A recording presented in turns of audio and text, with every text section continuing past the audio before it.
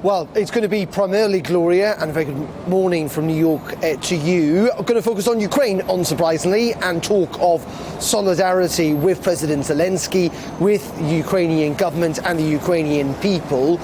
Now, we were briefed out a little bit earlier on today, potentially what the Prime Minister may well say in terms of trying to take on the authoritarianism around the world, that the West needs to act together, both in terms of the military action in support of Ukraine, but also in terms of trying to provide energy security in the West, if you like. I suspect, given President Putin's remarks that we've seen overnight here in New York in the early hours of the morning where you are, we may well see a little bit of a redrafting of the Prime Minister's speech. It's going to happen, as you say, quite late in the evening here in New York, the early hours in London, and then she is heading straight back actually to the UK. Though we got a sense of what she had to say in a tweet that's been issued in the last couple of minutes, in which she talked about how she met the First Lady of Ukraine and indeed the Prime Minister of Ukraine yesterday, reaffirming Britain's steadfast support for the Ukrainian people as they fight to restore their sovereignty and territorial integrity.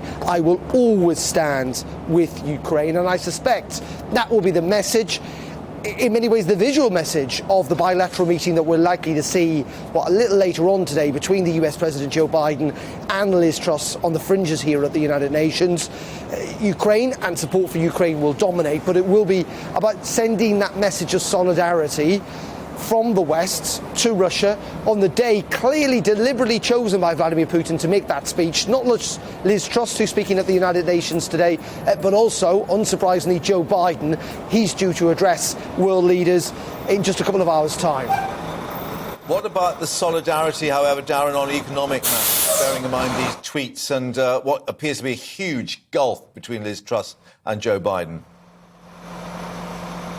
Yeah, it's fair to say that these are two politicians who are not on the same page when it comes to economics. I mean, first of all, we've got the idea that Joe Biden is a Democrat. Obviously, Liz Truss is a pretty conservative. I'm sure she wouldn't disagree with that statement. And this all relates to a tweet that we saw. We must say this has got nothing to do with actual Liz Truss. It's obviously all about domestic politics, in which Joe Biden talked about how he was not a fan of trickle-down economics. Some would say that emphasis, the thrust of Liz Truss's policies in what we've had announced over the last couple of weeks and months is trickle-down economics. But yeah, you're right. I mean, these are two different politicians who've got two different visions for their country. In the end, though, this is all very domestic. I'm not entirely sure they kind of relate to each other in any way. The one thing I would add is, actually, it's interesting, isn't it? We were talking yesterday about whether a US-UK trade deal could be on the cards. Liz Truss suggesting that it wasn't going to be on the cards anytime soon, that it was a medium-term ambition now for the UK, that Joe Biden had other things as an agenda. Though it is notable that the White House seemed to be briefing out that economics and that economic relationship between the UK and the US will be on the agenda at this bilateral meeting. We'll just have to see what they've got to say to each other on that particular matter.